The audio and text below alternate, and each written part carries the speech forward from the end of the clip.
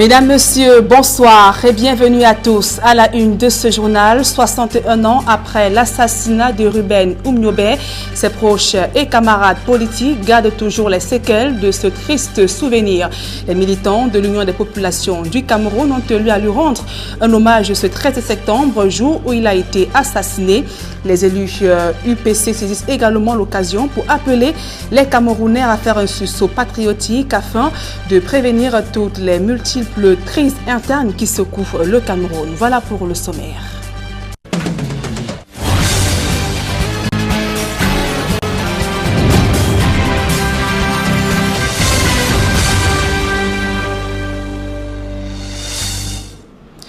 Mesdames, Messieurs, une fois encore, bonsoir et merci d'honorer ce rendez-vous de l'information sur Equinox Télévision. Le Premier ministre entame les consultations dans la perspective du dialogue national annoncé par le chef de l'État Paul Biya. Des acteurs politiques des régions du Nord-Ouest et du Sud-Ouest ainsi qu'une délégation du Social Democratic Front font partie des premières personnes avec lesquelles le chef du gouvernement s'est entretenu du côté de Yaoundé. Il est question de recueillir le maximum d'avis pouvant permettre d'enrichir les débats lors du dialogue prévu d'ici la fin du mois de septembre. D'autres précisions dans ce reportage de Marcelin Gansop. À l'immeuble Étoile, il n'y a visiblement pas de temps à perdre.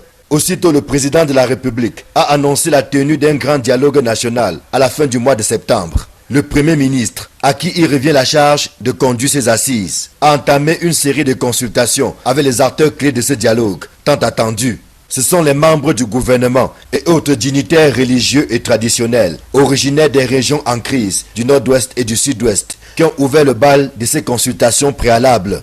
Joseph John Gouti a ainsi pu recueillir les avis des uns et des autres sur ce qui pourrait constituer les sources d'inspiration et les bases du dialogue projeté. Dans un échange qui s'est voulu franc et sincère, les contributions ont fusé de partout. Chacun des participants s'étant lâché pour donner de la matière au dialogue qui se prépare. Après avoir écouté les uns et les autres, le Premier ministre a prescrit à ses hôtes de travailler en synergie avec les autorités administratives du Nord-Ouest et du Sud-Ouest, ainsi que toute personne susceptible de proposer des solutions pérennes à la crise qui secoue ces deux régions. Après l'élite politique traditionnelle et religieuse du Nord-Ouest et du Sud-Ouest, c'était au tour du SDF de s'entretenir avec le chef du gouvernement. La délégation du principal parti de l'opposition camerounaise était conduite par l'honorable Joshua Ossi, vice-président et candidat malheureux du SDF à la dernière élection présidentielle. Le parti que dirige le chairman John Frundi a toujours été favorable à un dialogue inclusif et se dit prêt à jouer à fond sa partition pour que la paix revienne dans le Nord-Ouest et le Sud-Ouest. C'est cette disponibilité que Joshua Ossi a réitérée au Premier ministre.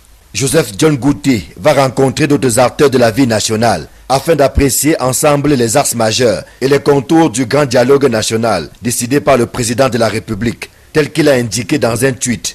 Ces consultations en amont, prescrites par Paul Biya, vont permettre, tel qu'il a souligné le 10 septembre dernier, de recueillir les avis les plus divers qui serviront de source d'inspiration pour la conduite des débats. Des consultations qui se tiennent au moment où les réactions se multiplient au sujet de la tenue de ce dialogue qui est censé déboucher sur l'arrêt des hostilités dans le Nord-Ouest et le Sud-Ouest, deux régions déclarées économiquement sinistrées après 3 ans d'une sale guerre. Et l'UPC commémore le 61e anniversaire de l'assassinat de Ruben Oumniobé. L'événement a été marqué par une visite de courtoisie et de réconfort à l'endroit de Wongli Massanga, une figure de lutte armée alitée à la suite d'un AVC. Les élus UPC également ont saisi l'occasion pour inviter les populations camerounaises à un sursaut patriotique afin de préserver les acquis de l'unité nationale ainsi que du vivre ensemble. Le reportage de Marcelin Gansop, Joël Essengue. Victime d'un AVC qui a failli l'emporter, Wongli Massanga souffre dans sa chair, mais reste debout. Au moment où l'on commémore le 61e anniversaire de l'assassinat de Ruben Oumniobé, couplé à la semaine des martyrs, le commandant Kissamba, comme on l'appelle, est placé sous les feux des projecteurs. Nous avons voulu démontrer à la face de tous les Camerounais que le pays que nous avons aujourd'hui en héritage a été acquis par le sang, par le sacrifice. Il fallait donc, au moment où nous célébrons nos martyrs, célébrer un martyr vivant. En célébrant ce martyr vivant, nous voulons également démontrer que l'Union des populations du Cameroun est très jalouse de la souveraineté de notre peuple, car elle a été chèrement acquise. La semaine des martyrs 2019 coïncide avec la préparation du grand dialogue national annoncé par le président de la République le 10 septembre dernier. L'UPC salue cette initiative qui devrait enfin poser les jalons d'un retour à la normale dans le nord-ouest et le sud-ouest. Si on avait commencé par là, la situation serait différente. Mais, comme dit l'adage, il n'est jamais trop tard pour bien faire, les gens répondront à l'appel du chef de l'État et que la volonté de faire progresser la cause de la paix va se concrétiser avec le concours de toutes les bonnes volontés. Au moment où les fondations de l'unité nationale menacent de s'effondrer, l'Union des populations du Cameroun lance un appel à un sursaut patriotique digne du sacrifice des martyrs, tel Ruben Oumniobé, présenté à juste titre comme un esprit et une référence de la lutte pour l'indépendance et la réunification du Cameroun. Œuvrons pour que notre pays redevienne un havre de paix, magnifiant la convivialité entre les religions et les ethnies. Faisons du pardon et du dialogue des nouveaux instruments pour la consolidation de notre vivre ensemble. Il y va de l'avenir de notre nation. Bien qu'évoluant en rang dispersé et miné par d'interminables divisions, l'UPC annonce sa participation au grand dialogue national convoqué par le président de la République. Tout autre chose à présent et évoquons cette colère des commerçants du marché Congo de Douala. Ils s'estiment menacés par les déguerpissements de la communauté urbaine. Elle vient en effet d'engager des casses sur des parcelles régulièrement acquises par des commerçants.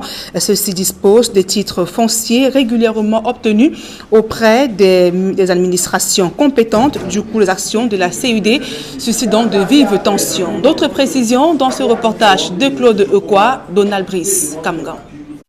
Des commerçants vont debout face aux agents de la communauté urbaine de Douala. Tout à côté, des propriétés déjà rasées par les engins de la CUD. Ici au marché Congo, ces commerçants, près d'une cinquantaine en colère, craignent de se retrouver eux aussi dans la rue. Le complexe commercial qu'ils occupent en ce moment est dans le viseur des engins destructeurs. La CUD estime en effet que le complexe empiète sur un projet de construction d'un boulevard prévu ici. Une position qui contredit l'expertise menée ici en 2014 sur l'incidence foncière du boulevard. Je suis surpris qu'aujourd'hui, ils se plaignent encore qu'il faille augmenter l'emprise qu'on avait déjà définie. Il est question de mettre cette emprise qu'ils décident et on refait une nouvelle expertise pour savoir s'ils ont gardé les anciennes limites ou alors ils ont extrapolé. Le propriétaire de l'espace commercial présente deux titres fonciers, 3738/W et 4412/W. Malgré des pourparlers avec la CUD, aucun accord n'est conclu pour l'instant. C'est l'impasse. J'ai ici, dans mon complexe commercial, plus de 1000 personnes qui ne vivent que chaque matin, ils viennent ici se battre, chacun dans son domaine, pour chercher de quoi manger. Mais depuis 2 fois qu'on vient ici, on fait un peu le dilatoire là, je ne comprends pas exactement ce qu'on veut faire. Contacté pour sa version des faits, la communauté urbaine de Douala ne souhaite pas faire de commentaires sur le sujet. Les commerçants, eux, s'en remettent aux arbitrages des administrations concernées, notamment la préfecture du Vouri. Autre actualité au cœur de ce journal, l'importance des données statistiques reste très peu connue par une grande majorité des entreprises et administrations publiques au Cameroun. Ce manque d'intérêt entrave le travail de publication des données macroéconomiques sur le Cameroun. Et pour inverser la tendance, l'INS, l'Institut national de la statistique, a organisé ce jour à Douala un atelier de sensibilisation à cet effet.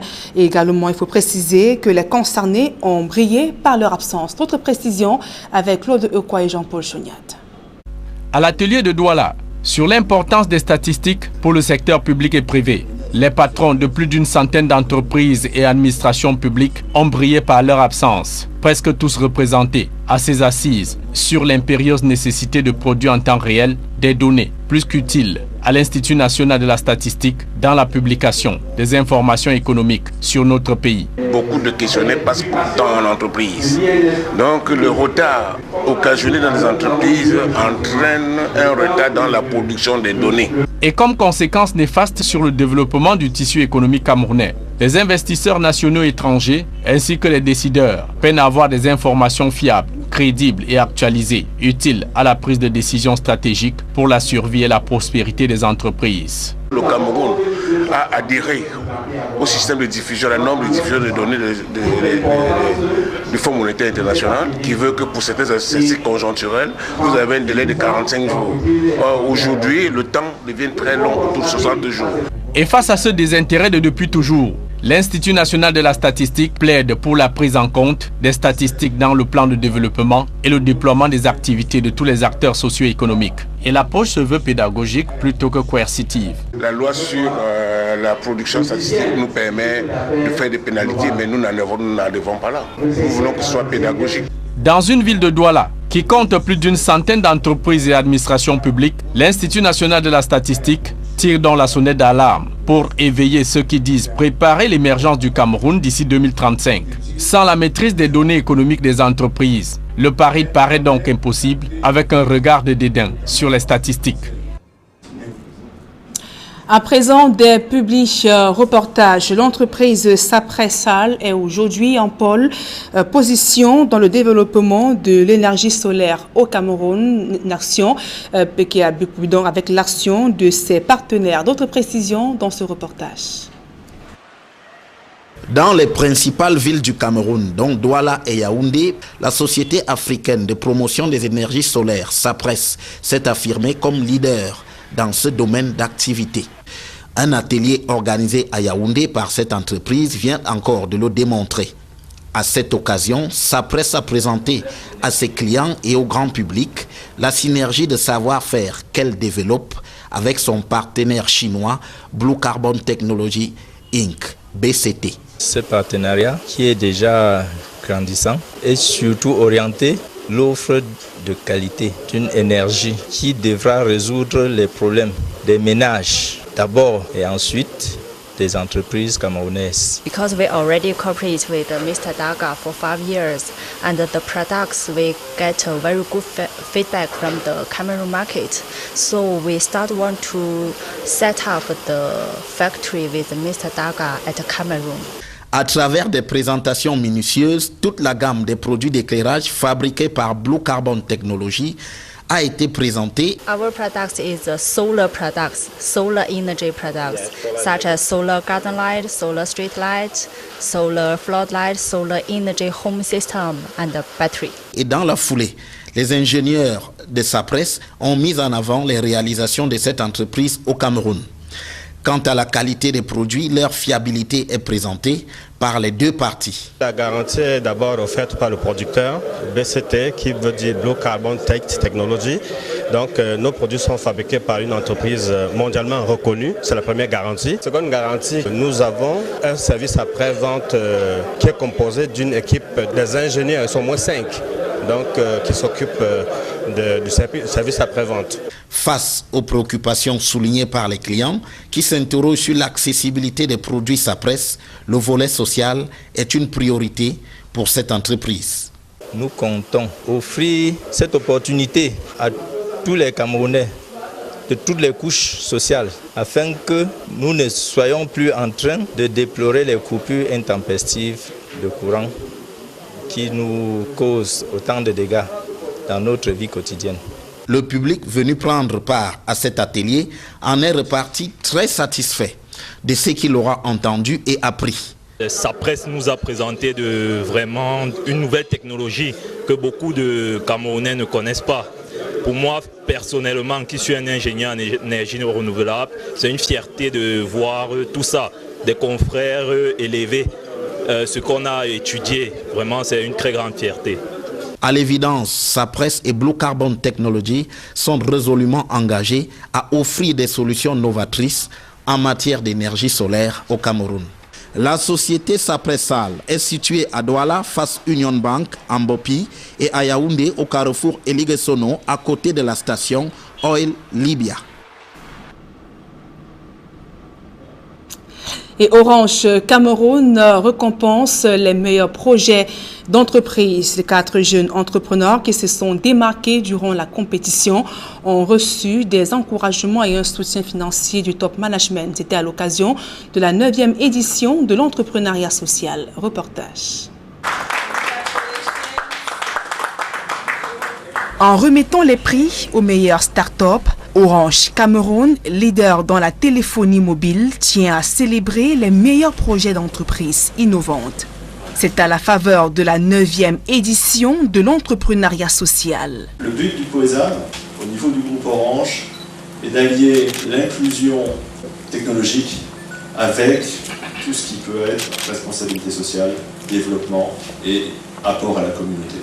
Et les 4 projets, voire projets développés qu'on a eu aujourd'hui à primer, correspondent réellement à ces attentes. Aujourd'hui, c'est une étape. Pour vous, c'est une étape. Avant d'aller plus loin, accompagné par Orange, et on va vous accompagner à développer vos applications, on va vous accompagner pendant 1 an. Sur les 13 dossiers de candidature provenant dans divers secteurs d'activité, seuls 4 projets ont marqué le jury. Un des bénéficiaires est Sirius Kudjo. Il reçoit un chèque de 2 millions de francs CFA. Son projet porte sur l'utilisation d'une technologie intelligente et artificielle en vue d'apporter une solution aux problèmes phytosanitaires qui se posent chez les agriculteurs. Nous nous sommes rendus compte que les maladies des cultures continuent toutefois de sévir au Cameroun et partout en Afrique, malgré la vigilance des agriculteurs. Elles réduisent le potentiel de ces agriculteurs de moins de 40%. Donc nous leur proposons une application qui utilise aujourd'hui une technologie d'intelligence artificielle de pointe afin de diagnostiquer les maladies des cultures à partir d'une image et de proposer les traitements biologiques à appliquer. Aujourd'hui, notre application est présente dans 4 pays, le Cameroun, le Mali, le Sénégal et la Côte d'Ivoire. Et nous sommes en train de travailler avec d'autres startups pour pouvoir étendre notre solution sur le reste du territoire. Le deuxième lauréat de ce prix Orange est Shinju Sej. Grâce à son projet Chaque souffle compte, il a réussi à réaliser une couveuse connectée et interactive qui permet aux médecins et parents de monitorer les paramètres du bébé à distance. La 3e place revient à Félix Fomenia. Son projet DCE Guide App est une application qui propose des outils pour la préparation des élèves aux différents examens du DCE et Advanced Level. Un autre projet honoré au cours de cette cérémonie est celui de l'entrepreneuriat féminin à travers le concept MyGaz. Il s'agit d'une application scientifique qui permet d'éviter les dangers liés à la consommation du gaz domestique. Cette solution-là qui va permettre à notre communauté de vivre plus convivialement et dans la sécurité en matière d'utilisation de gaz. On pourra ainsi aider et éviter ces accidents graves qui minent notre quotidien, qui fait de nombreux morts dans nos familles, qui déciment notre population tous les jours, c'est-à-dire les explosions de gaz et au fuite de gaz. C'est ça le prototype MyGaz en fait. Et également de se faire livrer une nouvelle bouteille de gaz dans les instants où il a signalé qu'il est en panne de gaz. Orange Cameroun, fidèle dans sa logique d'excellence, a opéré le choix des candidats en toute transparence, basé sur les critères de portée sociale et d'engagement des participants. La première chose qu'on cherchait, c'était des projets vraiment innovants, mais innovants pas seulement en termes de projets, mais qui avaient déjà été réalisés. Donc on cherchait aussi quel était l'impact sur la société, en quoi est-ce que cette application allait améliorer ou ce projet allait améliorer la vie de nos concitoyens.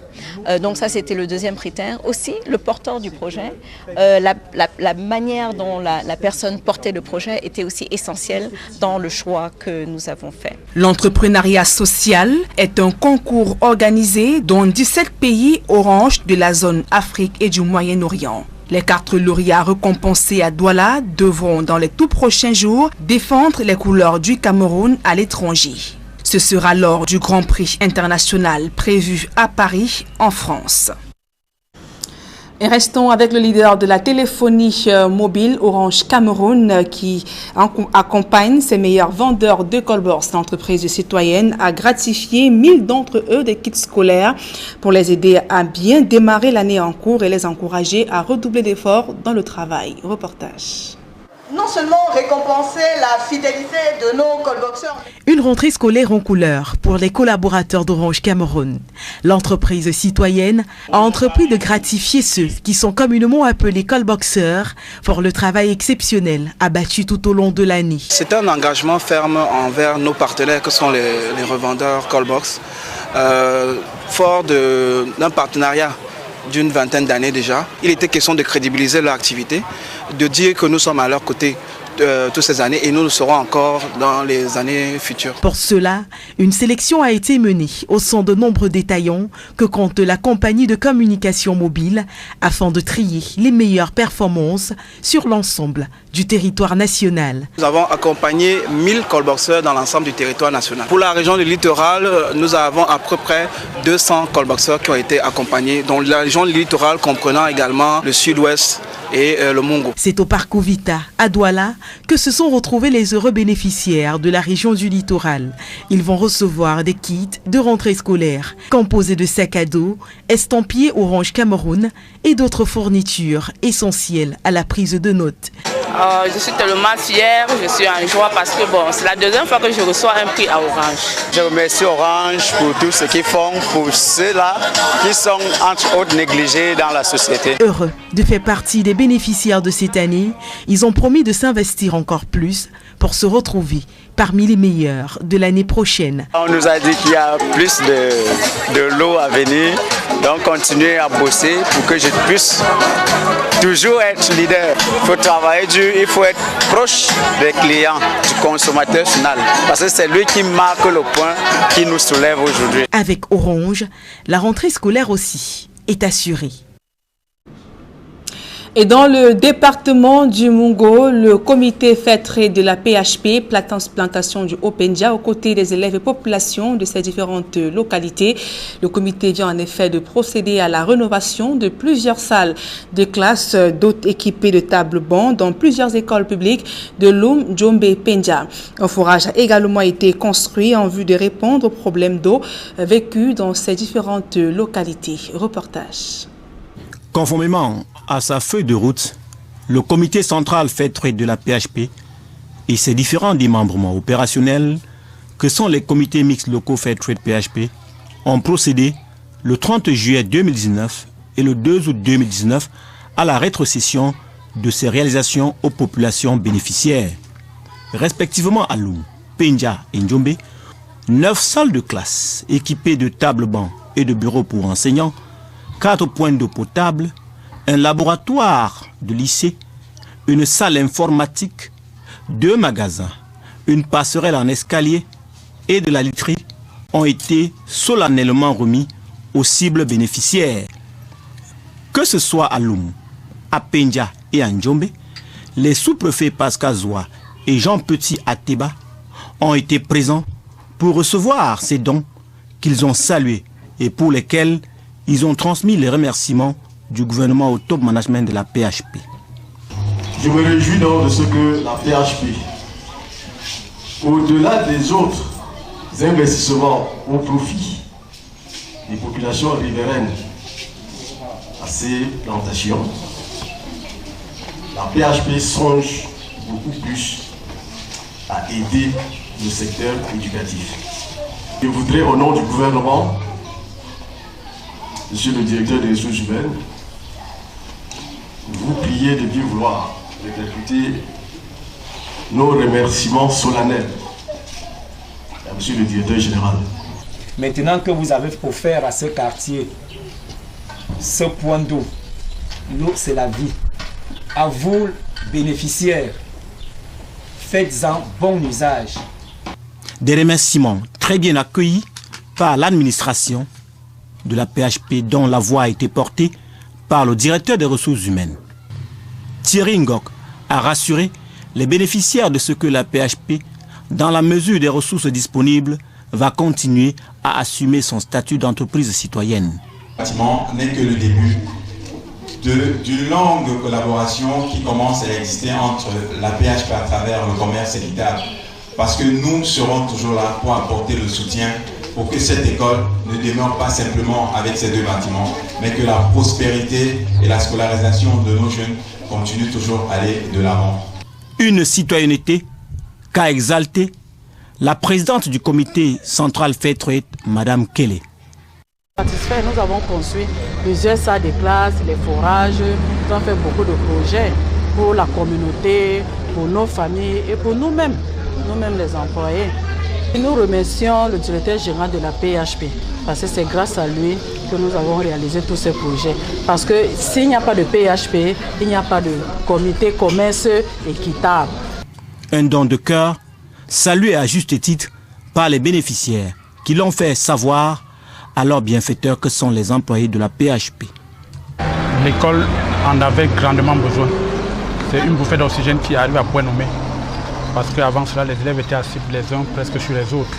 La salle que le Fairtrade vient de nous offrir est la bienvenue. Pour le laboratoire, nous n'en avions pas. Le lycée de bilingue de Djombe est vraiment en haut. Et surtout en particulier Djombe Penja, voilà pourquoi nous avions réfléchi, donner un forage à la population de Djombe. Et ainsi qu'à Penja, pour que les enfants ne puissent pas atteindre du choléra et plusieurs maladies.